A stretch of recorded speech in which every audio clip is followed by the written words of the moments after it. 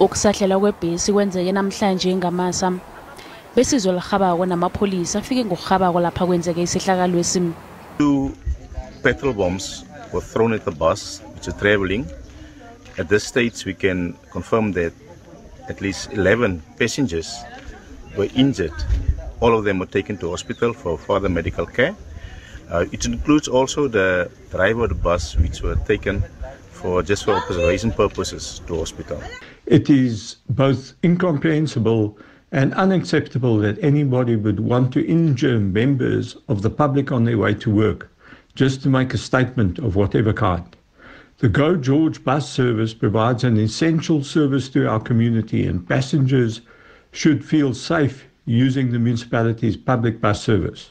Uhulumende wesifunda usihlabe kumbi isehlakalo esimi. We will continue to work with our partners to provide commuters with public transport services that get them to work and school safely.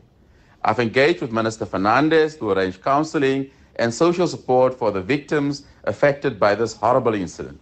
Ingozi le yenzeka nje kusandokumenyezelwa bona imbhesi ze-Go George sezizokuthutha umphakathi wethemba lethu. Kanti ngomnyaka ka-2015 kwatshiswa imbhesi ezimbalwa nakulingelelwa lokhu.